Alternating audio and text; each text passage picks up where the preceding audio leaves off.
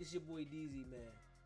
The trial has begun for one of the suspects in the Young Dolph hit that allegedly came from CMG. And the person that actually committed the crime is testifying that they were supposed to be paid for a hit, which they never got paid for, but they carried out. And I want y'all to check out this testimony, and we're going to commentate afterwards. But this is what happens when organized crime is organized. It's jail. It's telling. Testify. Testimony. You're never going to beat these odds. But check this out. You know, it was a little bounty on a couple paper out here. Okay, I ain't understand nothing you said. It was a hit on it was a hit at the time on a couple guys in paper out here or whatever. Okay, and what were some of those individuals' names, if you can recall? Paper out Woo, Young Dolph. I don't know all his name because I ain't know exactly who they were. At what point did he mention the actual bounties, as you say? One night leaving getting some pills, he mentioned the prices on, you know, Woo had 50 on his head, Young Dolph had 100 on his head, somebody had 5 on their head, 10 on their head. He mentioned the prices too. So it was almost like a catalog. This person costs this much. Yeah, this person costs telling this us much. who had money on their head, who had the most money on their head, And who had prices. who had Young the Dolph most? had the most money on his head. And he had 100,000. 100,000 on his head. And when you say his head, I mean, if you kill Young Dolph, you get $100,000. Mr. Govan had provided me with a gun, and he told us that Paper Route Rue was at home one day. So as we approached the house, with me, Bobby, Justin, and another guy, I don't know the other guy's name. Bobby dropped me off. I get out walking on foot. Paper Route Rue was coming out the house, and he had his gun in his hand at the time. And I was walking up the street, and me and him had a shootout or whatever, and the gun he provided me had jammed up. So, you know, I had to duck and Bob and Weed, and Bobby had got to me. We got in the car and went back to his house and reported what had happened to him. And he was glad I ain't get killed that day right there. But Bob was like, he wasn't messing with this stuff because he was believing what Justin and them told him about we messed it up or whatever, and we didn't have our masks on and all that. So Bobby felt bad. was there an incident with Paper Route Rue that you're aware of prior to the incident where you were involved? Nah, I don't know nothing else about, like, no incident with Paper Route. Just this shootout that I had with him, that's all I know about it. And he was saying that, like, he was going. Who was he? Mr. Govan was saying he was going. Let me stop you. Did you call him Mr. Govan? Nah, I called him Quick. That's what I knew. That was your nickname. Yeah, Quick. Would you feel more comfortable calling him Quick? Yeah, I called him Quick. Okay. Quick was saying that he was gonna get with Paper Route Rue mama or whatever to find out what they be about, you know, play up on the other, find out where, you know, Woo and them be is, so we could reach out and touch them, like, find out where they is. Was it just he was going to see where Woo was, or was there other Paper Route artists? Any one of them, like Woo, anybody in Paper Route, he was gonna make sure that, you know, he could play because the mama liked him, so he was gonna try to play their father figure and, you know, find out where they is and make sure we could reach out and touch them. So from when you met him in midsummer, the shooting with Paper Route Rue, how far from when you met him to when that shooting was? I just can't recall, but it wasn't long after I met him though. It was a couple of days, couple of weeks. I say a couple of weeks, probably about a month and a half or so. You know, I can't be specific about it. I ain't gonna lie like that.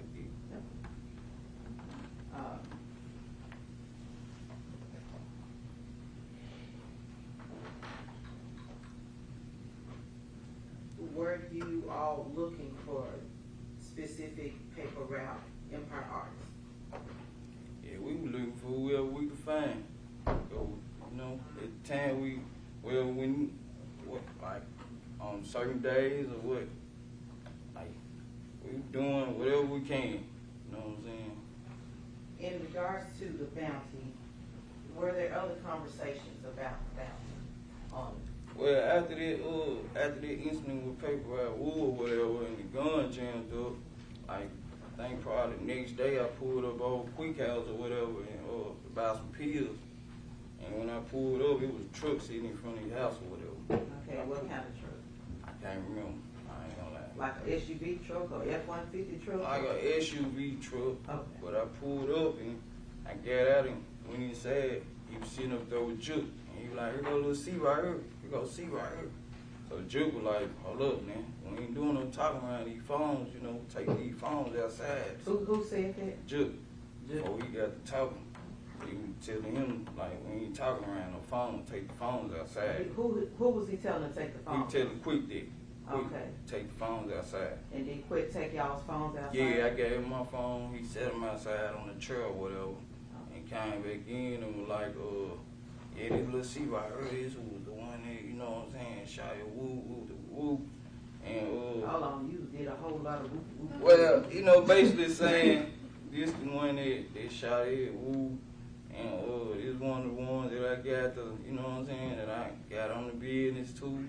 And Juke basically like nodding his head like, y'all gonna get y'all money, y'all handle y'all business, you know what I'm saying? Y'all gonna get y'all money. What was person you decided to describe as Quick? What was Quick saying?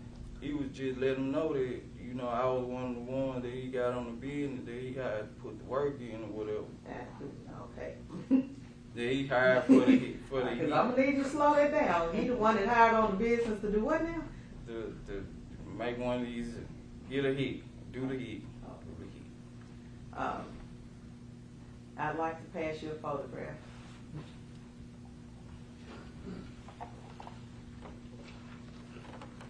Do you recognize the person in that photograph? It is Quick and Big Juke. Okay. Your Honor, if we could have that photograph entered into evidence as the next number exhibit. No objection.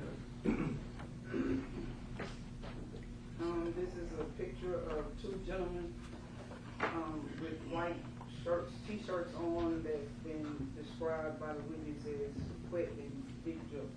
We'll mark this as exhibit.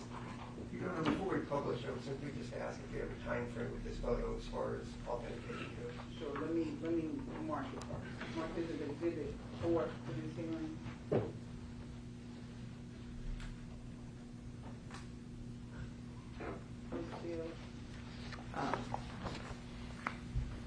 Do you know when that photo was taken?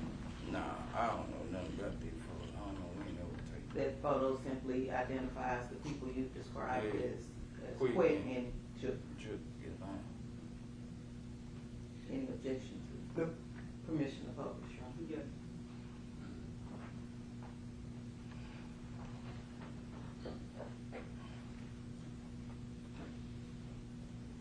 Yeah, I like say that and it doesn't work.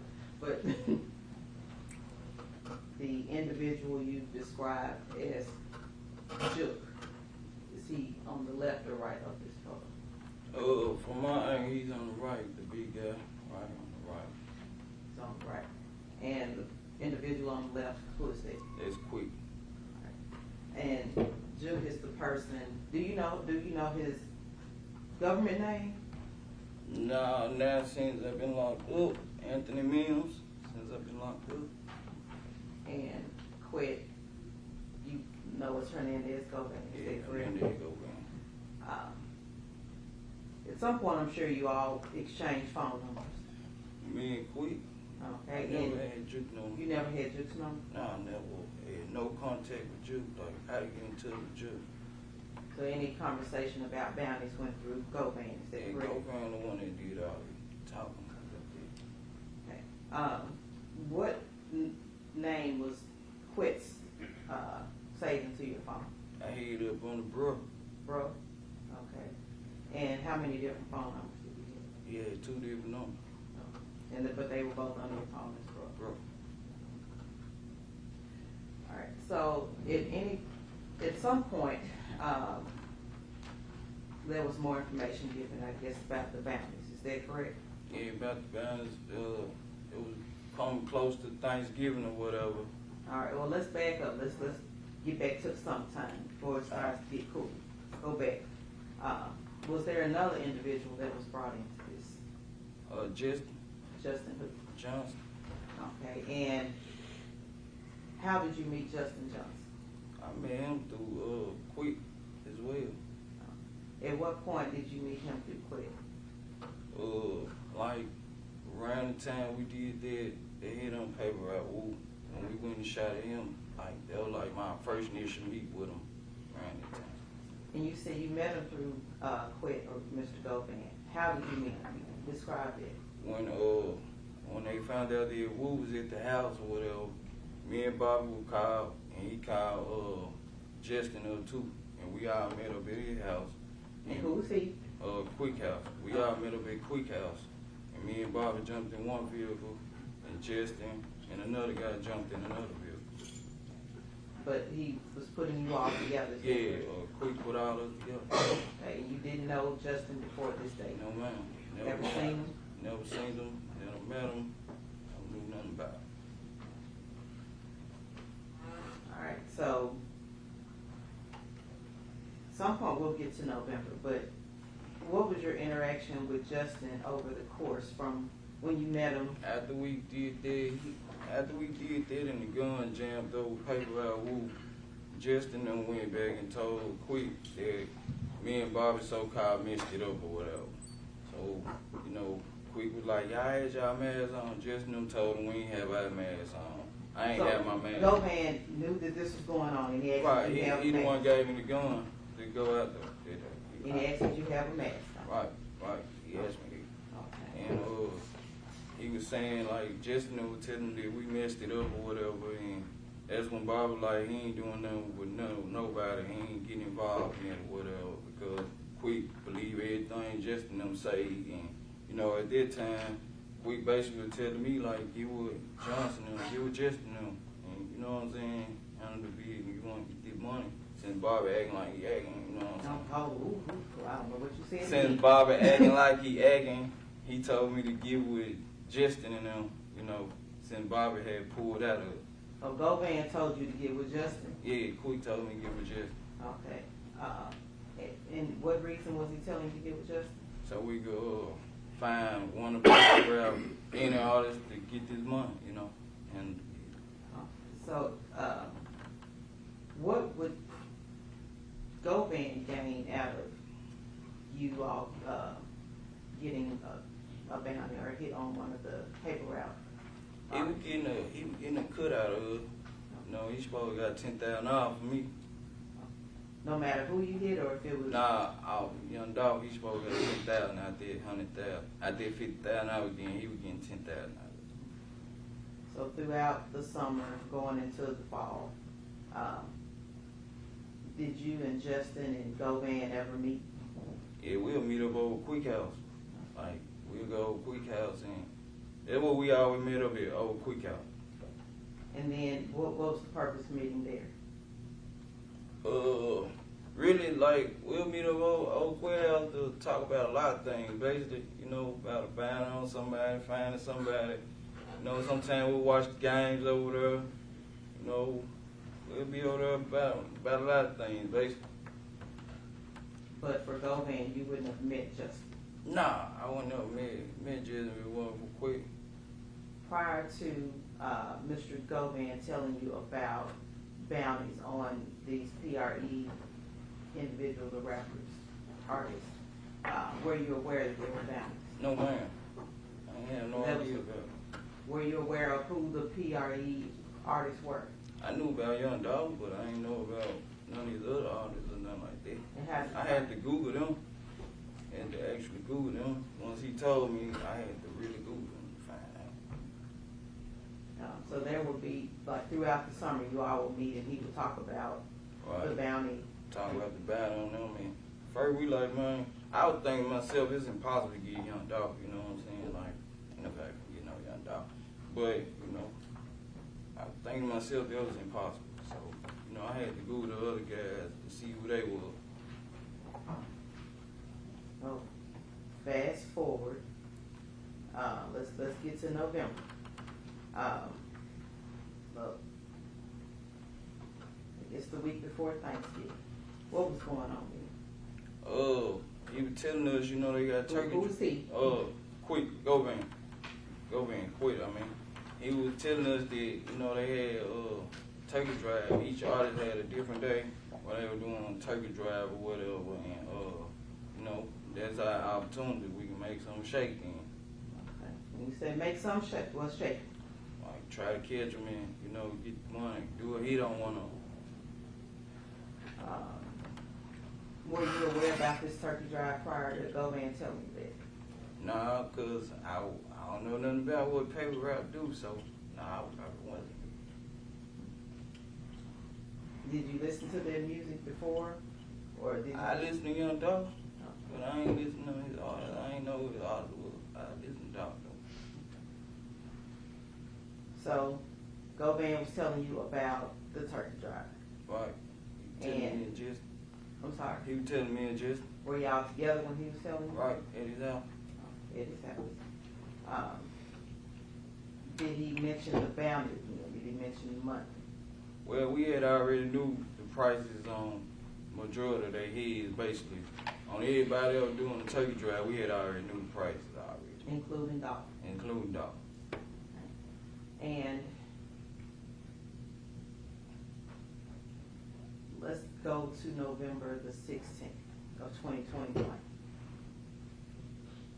What were you and Justin doing that day? Well, he had called me up. He came and picked me up. We had went because they had a turkey drive in South Memphis somewhere.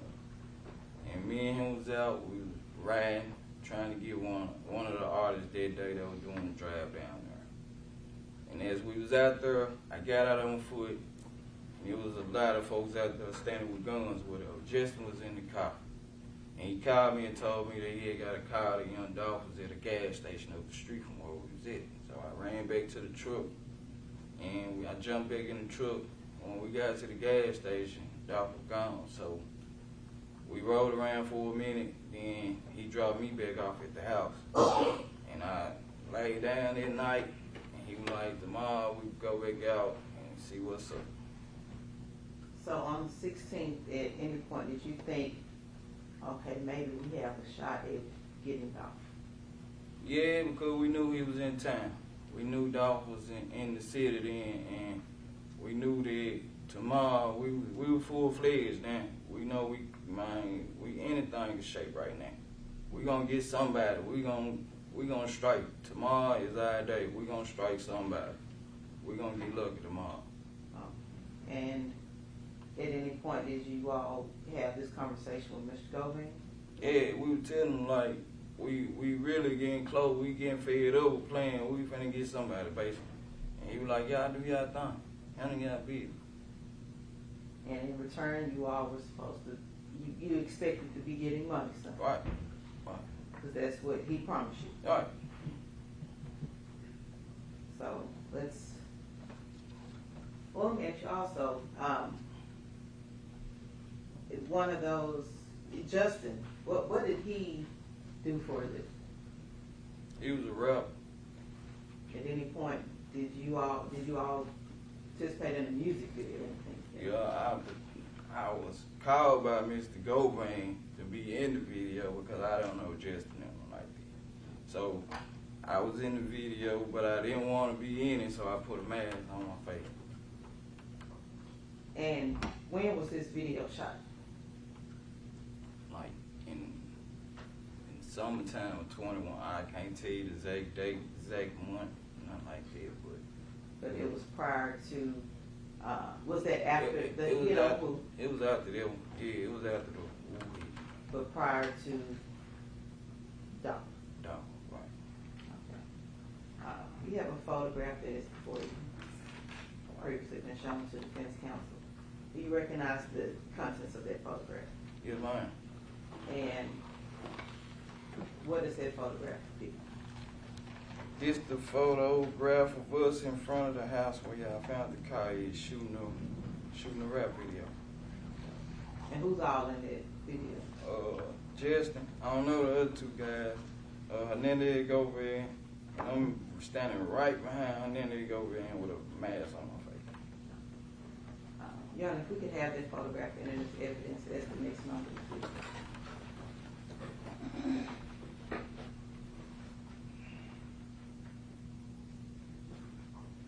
So this is a photograph with 5 individuals in the picture. Mr. Govan with a cap on. The witness describes himself standing behind Govan with a mask on.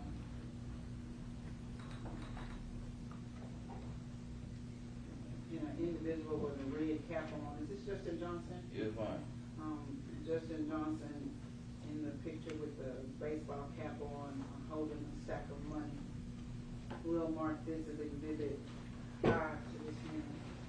Can we just ask when that supposedly was? I think you may have He's said. already said he did.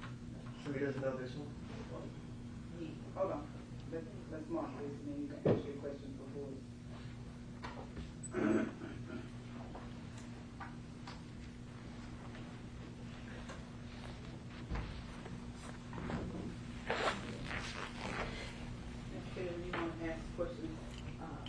I ask you again, do you recall when this was taken? Or the video, excuse me, the photograph that you were just looking at, not this one, but the one you just handed to me? That was the video. I don't know what month it was. I don't know like exact time it was, but I know it was sometime. It was It was after the paper I woo week. That's all I can say about it. No. Your Honor, who published the picture? Yes. Could you describe for the jury what we're looking at here? There's the video shoot of us at the house across the street from Quick House, across the street from Nene Govan house. Who is this individual? I don't know him.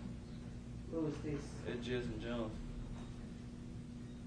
Who is this individual? I don't know who that is. Who is this? That's a Nene Govan. And who is this individual? It's me right there. Why did you have a mask on? Cause I wasn't part of their little crew, and you know I ain't want to bring no little beef upon myself. He asked me to be quick, and then they go there and asked me to be in the video. That's why I'm standing like right behind him, cause I ain't know none of them other guys.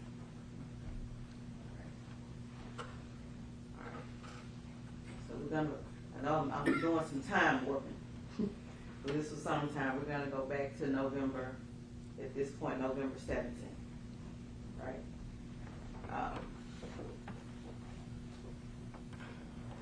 What was going on that morning? What do you recall about that morning? November 17th, 2021. It was actually my daughter's birthday. I woke up, I had a missed call from Justin Johnson. So I don't know if I called him back or he called me back, but somehow he got on the phone. We was on the phone, and he was telling me that he was finna pull up on me. And did you plan to meet him that day? Yeah, we had been out the day before, you know, on the turkey drive or whatnot. That's when they told us Dolph was at the gas station, but he was gone. So the next day we knew another turkey drive.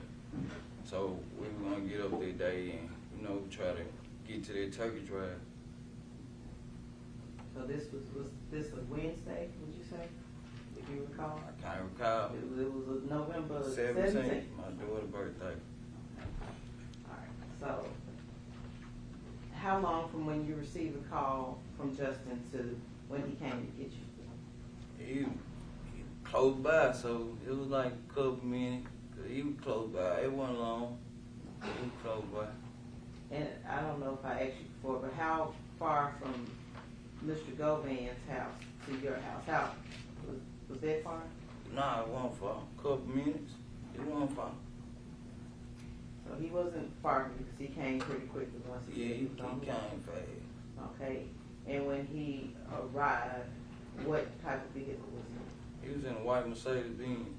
Had you ever seen him in that white Mercedes Nah, I ain't Benz? never seen that car before. What car would you normally see him In an SUV, like a white truck or something. in? And did you ask him why he had this? I ain't asked no questions. I ain't gonna lie. I ain't asked no questions. I just jumped on in there because I knew we was on a mission. At this point, had your mission changed to Dolph knowing that he was in town? Yeah, anybody. He did point anybody, like in paper route, anybody. So he picks you up. He picked me up. And where did he pick you up from? He picked me up from my pop's house. Once he picked me up, we went back to right in front of Govan, and then the Govan house Okay, And- stayed on Bradley Street. on Bradley Street. Yes, ma'am. And when you went back to Govan's house on Bradley Street, what did you do then? He jumped out the car and jumped and grabbed somebody in his Your Honor, suburban could truck. I ask, we identify who the he's are? It's getting very confusing with the hearsay.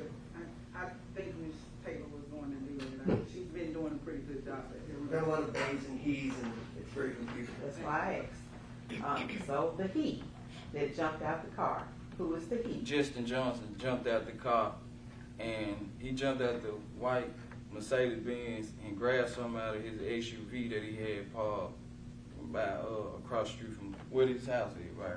Okay. And I didn't ask you, where is this house? Across the street from a nigga Govan house, where we'll park it or hang out at. We'll park in front of his house and go to his house and hang out. Go to Okay, hold and on. then Govan You house. go to he, all right. You Go to park in Hernandez. front of Govan's house. We park at their house and to go over Mr. Hernandez Govan house and hang out. All right. All right. So Justin got out of the car, opened the door or something to the SUV, got something out. Right. Did he get back in? Yes, ma'am. He got back in and we took off. Okay. Do you know what he got out of the car? No, man. I just can't remember. All right. You previously mentioned that you all were kind of on a hunt. Right. When you go hunting, you have guns. Right. Did you have a gun? Justin Johnson already had the guns in the car. Prior to me getting in, they was already in the car. Did you all have masks? Yes, ma'am. I had my own mask, my own gloves, and Justin Johnson had his own mask and gloves. At some point, did you put these masks and gloves on? Yes, ma'am. Once Justin grabbed something out of that white SUV, we proceeded on heading towards Westwood area. Now, we listened to the testimony from the suspect who's pled guilty and still awaiting sentencing. And he testified on the other guy that participated in the shooting, and he's testifying on the person that was supposed to pay him for the hit. He's giving detail. You see, he states that the person that was supposed to pay him for the hit lived across the street from where the getaway car was found. CMG allegedly paid for a hit on young Dolph. It was alleged that there was multiple people in the PRE camp that had a bounty on their head. People don't understand that you can't get away with this type of stuff. In this day and time, nobody's going to jail for committing a crime and then they get caught and you get to live free in the world. When are people going to wake up and understand that they're always going to tell? It never goes as planned. And Yo Gotti, he better hope that Hernandez Govez doesn't flip on him after he's convicted of this crime. The person that did the crime is testifying that he was provided the gun for these situations. He was provided the guns in different situations where he tried to do another shooting and it didn't go his way. The gun jammed up. In this situation where young Dolph life was taken,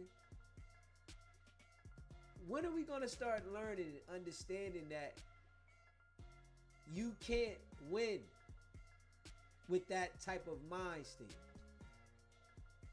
These guys make it out of situations, and I say as CMG, they made it out of the hood only to go back in the hood to set their presence as criminals to only go to jail in the end.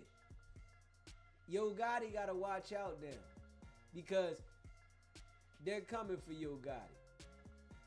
Trust me. CMG is mentioned all through this indictment. The brother was the number 2 guy. He lost his life. Somebody got back at him, which it probably was a bounty placed on his head. The order was fulfilled. But this is a back and forth thing that we continue to see when people so-called achieve success. When you're supposed to be enjoying your life, living life, doing things besides committing crimes. Yo Gotti made it through a life of crime in the street only to allegedly be a part of something that's going to destroy his whole empire of CMG. Is it worth it? Everybody got to understand, when you get money, you're going to have certain temptations that can destroy your life. But you got to be the sensible adult and understand that I'm not putting myself in this situation, even though I got the ability to do it. There's a lot of people out here starving, hungry, that are willing to do whatever just for the hope of getting some money. These guys didn't even get paid for the hit and took Dolph's life basically for GP.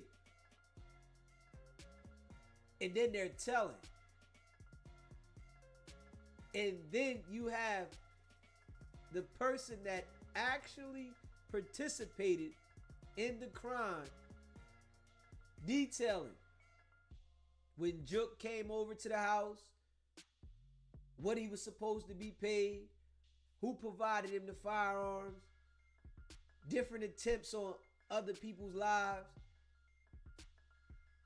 This is the same exact cycle every single time. They're always gonna tell. You think people want to sit in jail after they make these dumb decisions and you enjoy your life? No. We got to be smarter, man. I hope people learn from this and understand that this is a crash course. Every single time, if you get money, don't think that you got the ability to take others' lives. Because all you're going to do is trick yourself out of position. This is something that we all should learn from. And as we watch this trial and see that there's more to come. And Yo Gotti, he better watch out, because I'm sure the feds are definitely coming. Leave a comment down below. Hit the subscribe button, smash the like button, and share this video. I appreciate all of y'all. It's not about the setback. It's about the get back. Now.